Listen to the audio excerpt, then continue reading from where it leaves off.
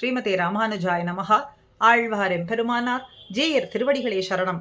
ஆச்சாரியன் திருவடிகளே சரணம். எம்பெருமான் பரமநிதியா இருக்கக்கூடியவன். ஆபத்து காலத்திலே வந்து உதவும்படியான ஒப்பற்றதான விலை மதிப்பில்லாத பொருள் போன்றவன். எல்லோரும் ஆசைப்படும்படியான வடிவழகை கொண்டவன். அந்த வடிவழகாலே எல்லாருடைய களைப்பையும் தாபத்தையும் போக்கக்கூடியவன். கதியானவன், திசையற்றவர்களுக்கு கதியா இருக்கக்கூடியவன். அப்படின்னா பிராப்பியமா இருக்கக்கூடியவன். அடியார்களை சதா நினைக்கக்கூடியவன். எப்படி அவர்களை ரட்சிப்பது என்பதை அடியார்களை நினைவிலே கொண்டுள்ளவன். உலகை ரட்சிப்பவன். இப்படி அடியார்களின் மீது நெடிய காதல் கொண்டுள்ளவனினுடைய திருவடிகள் வணங்கலாம் படிக்கு. அவனுடைய திருவடிகள் நம் தலைமேலவே அப்படின்னு சொல்றது போல எப்பொழுதும் அவன் திருவடிகள் சென்னிப்பூவாக நம் தலைமேலே பதிவது என்னாலோ. இன்ன ஆழ்வார்கள் நாமும் இப்படி எம்பெருமானை பலவாறாக மங்களாசாசனம் செய்ய எனக்கு ஒன்றுமே செய்யாத பொழுது, அவனிடத்துல ஒன்றுமே அடியேன் செய்யாத பொழுதும் அடியேனினுடைய நிலையையே, உண்மையான நிலையை பார்த்து கிருப்பையடியாக என் நெஞ்சினுள்ளே வந்து எழுந்தருளி இருக்கின்றான். இப்படிப்பட்ட உபகாரம் செய்தவனான எம்பெருமானினுடைய கழல்களை நான் வணங்கினேன் என்று திருமங்கையாழ்வார் அற்புதமாக பாசுரத்துல காட்டுறார். அந்த வணங்கி என்பதை இன்னும் விவரித்து சொல்றார். அந்த அனுபவம் இன்று பொது நின்ற பொன்னங்கழல் என்று பேயாழ்வார் 3ஆம் திருவந்தாதியிலே மங்களாசாசனம் செய்கின்றார். பொது நின்ன பொன்னங்கழல்னா பொதுவா இருக்கக்கூடியவன் எம்பெருமான். ராமாயணத்துல யுத்த காண்டத்துல ஒரு ஸ்லோகம், நிவேத யதமா ஷிப்ரம் விபீஷணம் உபஸ்திதம் சர்வலோக சரண்யாய ராகவாய மகாத்மனேன். சர்வலோக சரண்யாய, சர்வலோகமும் வந்து சரணடையலாம் படிக்கான சரண்யனானவன். அப்படிப்பட்ட யோகிதை உடையவன். அனைத்துலகும் தஞ்சம் அடையும்படி, சரணம்னா தஞ்சம், தஞ்சம் அடையும்படியான மகாபுருஷன். மகாத்மனேன்னா மகாபுருஷனான ராகவாய, ராகவனிடத்துல அடைக்கலம் புகுந்திருக்கக்கூடியவன் நான் விபீஷணன் என்பதை நீங்கள் அறிவியுங்கோள்னு விபீஷணன் சொல்றார். அப்படி சரணமடைந்த விபீஷணன் சொன்னபடியே எம்பெருமான் அத்தனை பேராலேயும் அடைய தகுந்தவன். அத்தனை பேருக்கும் தன்னை பொதுவாக்கி கொண்டு நிற்கக்கூடியவன். தனக்கு என்று இல்லாமல் மற்றவர்களுக்காகவே பாடுபடக்கூடியவன். மற்றவர்களினுடைய நிலையையே யோசிக்கக்கூடியவர்கள் உத்தமர்கள், மகா உத்தமர்கள்னு சொல்லப்படுறது. அதே அதமர்கள் என்று சொல்லும் பொழுது தனக்காகவே மாத்திரமே செயல்படக்கூடியவர்கள் அதமர்கள். தனக்கும் பிறருக்கும் செயல்படக்கூடியவர்கள் மத்தியமர்கள்னு சொல்றோம். மத்திய நிலையில இருக்கக்கூடியவர்கள். பிறருக்காகவே எத்தனை காரியங்களையும் செய்யக்கூடியவர்களைத்தான் உத்தமர்கள்னு சொல்றோம். அப்படி மகா உத்தமனாய் எம்பெருமான் செய்த காரியம் என்னன்னா, வானோர்க்காயிருந்து அமுதம் கொண்ட அப்பன் அவன் எனக்கு எம்பிரான்னு காட்டுறார். பாயிரும் பறவை, பா இரும் அப்படின்னா, பா அப்படின்னா பார்க்கடல், இரும்னா பெருமை. இந்த ரெண்டுத்தினாலேயும் பார்க்கடலினுடைய ஏற்றத்தை சொல்றது. அதாவது ஆழத்தையும் அகலத்தையும் இந்த ரெண்டு வார்த்தைகளாலேயே இங்கே காட்டி கொடுக்கிறார். அப்படி பருவரை திரித்து மந்தரமலையை நட்டு அதை கடைந்து, மந்தரமலையை நட்டு அமுதம் தோன்றும் அளவும் தானே சுழன்றான்.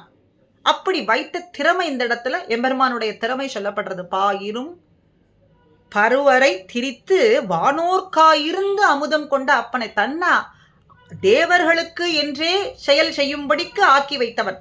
தேவர்களுக்காகவே செய்தவன். அப்படி அமுதத்தை கடைந்து எடுத்த உபகாரகன்.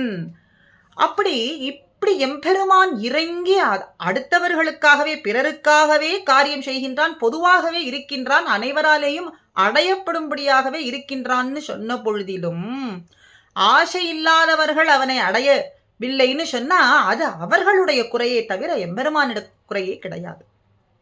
அவனை இழந்து விடுகிறார்கள். எம்பெருமானை அடையாமல் அவனுடைய ஸ்மரணை இல்லாமல் இழந்து விடுகின்றார்கள்னு சொன்னா இது ஆசை இல்லாதார்களினுடைய குறையே தவிர இது வேறு ஒன்றும் இல்லை. ஆக அப்படி வானோர்க்காகவே இருந்து அமுதம் கொண்ட அப்பனை உபகாரம் செய்தவன் எம்பிரானை. ஆசை இல்லாதார் அதமரிலும் இல்லாமல் அவனையே பயனாக கொள்ளக்கூடிய உத்தமர்களிலும் இல்லாமல் இடைப்பட்டவர்கள், அதமரும் இல்ல, உத்தமர்களும் இல்ல, இடைப்பட்டவர்கள், அப்படி வேண்டி நின்றவர்களுக்கு கூட தன்னுடைய ஸ்வரூபத்தை மிகவும் தாழ்த்தி கொண்டு அவர்களுக்கு காட்சி கொடுக்கக்கூடியவன், அவர்களும் அனுபவிக்கலாம்படிக்கு தன்னை காட்டிக் கொடுக்கக்கூடியவன். அப்படி தன்னுடைய ஸ்வரூபத்தை தாழ்த்தி கொண்டு ஆமை உருவிலே, பெண் உரு, இப்படி பல வடிவங்கள், அவதாரங்கள்ல பல வடிவங்கள் கொண்டு அத்தனை பேருக்கும் தன்னை அனுபவிக்கலாம்படிக்கு காட்டிக் கொடுத்தவன் அப்படின்னு சொல்றதுனாலே உபகாரம் செய்தவன் எம்பிரானை, அப்பனை. அடுத்தது எம்பிரானைனா எம்பிரானை முதலிலே சொல்லும் பொழுது அப்பனை என்பதனாலே பொதுவாக சொன்னார். இப்ப எம்பிரானைன்னு சொல்றதுனால தனக்கு செய்த உபகாரத்தை சொல்றார். தேவர்கள் பெற்றது உப்புச்சாறு, அடியேன் அவனிடம் உண்மையான அமுதமான அவனையே பெற்றுவிட்டேன். தேவர்கள்லாம் பெற்றார்கள் என்னது? அவனுக்கு உண்மையான அமுதம் அவன், ஆனா அவனை கொண்டு உப்புச்சாறு வேண்டும் என்று பிரார்த்தனை பண்ணினார்கள், அதையும் பெற்றார்கள். ஆனால் அடியேன் உண்மையான அமுதமான அவனையே பெற்றுவிட்டேன் எம்பிரானை. அது எங்கே இருக்கிறான்? இப்படிப்பட்ட எம்பெருமான், அமுதமான எம்பெருமான் எங்கே இருக்கான்னா அத்தனை திவ்ய தேசங்களிலும் அடியார்களுடைய ஹிருதயங்களிலும் இருக்கின்றான். ஆனால் ஆழ்வார் இங்கே சொல்றது வேயிரும் சோலை சூழ்ந்த விரி கதிர் இரிய நின்ற.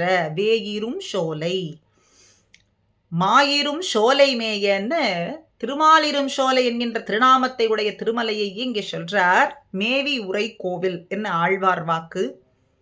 அப்படி பரமபதத்தை காட்டிலும் பொருந்தி இருக்கிறபடி எம்பெருமான் விரிந்த சூரிய கிரணங்கள் மேலே மலை, அந்த மலையின் மேல் கிரணங்கள் படாமல் இருக்கக்கூடியது, அப்படி விலகி திரியும்படியான மலை, தென் திசைக்கே திலதமா இருக்கக்கூடிய மலை. அந்த மலையிலே மைந்தனை வணங்கினேனே, அந்த மலையிலே இளையவனை அடியேன் வணங்கினேன். இளையவனாய் எழுந்தருளி இருக்கும் எம்பெருமான். எதற்காக இளையவன்னு சொல்றார்னா, இப்படி இவனுடைய பருவத்துல தான் ஈடுபட்டேன், அவனுடைய அழகு அப்படி ஆட்கொண்டது, அவனுடைய பருவத்துல நான் ஈடுபட்டேன்.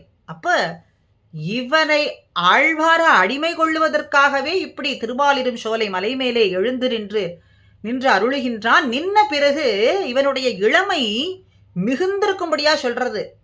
யுவகுமாரகா, எப்பொழுதுமே ஆழ்வார அடிமை கொண்ட பிறகு இன்னும் இளமை மிகுதியாக இருக்கின்றதாம். அதை சொல்றார்.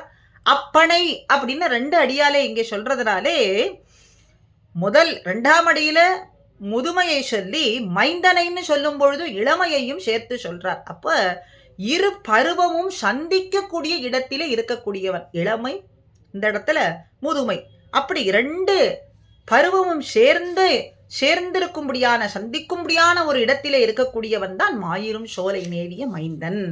இந்த விஷயத்தை யுவகுமாரகா அப்படின்னு நல்ல வாலிபனாகவும் சிறிது குமாரனாகவும், குமர பருவத்தினுடைய எல்லை இருப்பவன் யார்? அவன் தான் விஷ்ணு அப்படின்னு வேத புருஷன் சொல்றதுனாலே அரும்பினை அலரைன்னு இவரே சொல்றார் பெரிய திருமொழியிலே. அப்படி இவர் அனுசந்தித்தாரே, அப்படிப்பட்ட எம்பெருமானை நான் கண்டுகொண்டேன், வணங்கினேன், என் நெஞ்சார தொழுதேன். எனக்கு உபகாரம் செய்வதற்காகத்தான் மாலிரும் சோலை மேயே வந்து எழுந்தருளி இருக்கான். அதை காட்டிலேயும் என்னுடைய ஹிருதயத்திலே வந்து எழுந்தருளி இருக்கின்றானே. என்ன உபகாரம் அடியேன், என்ன உபகாரம் செய்வேன்? உபகாரத்துக்கு என்ன பிரதி உபகாரம் செய்வேன்? கைமுதல் ஒன்றும் இல்லாத அடியேனினுடைய புண்மையான நிலையை பார்த்தே அருள் செய்தானே. இப்படிப்பட்ட எம்பெருமானை நான் மறப்பனோ ஏழைகள்? மறக்க முடியுமா?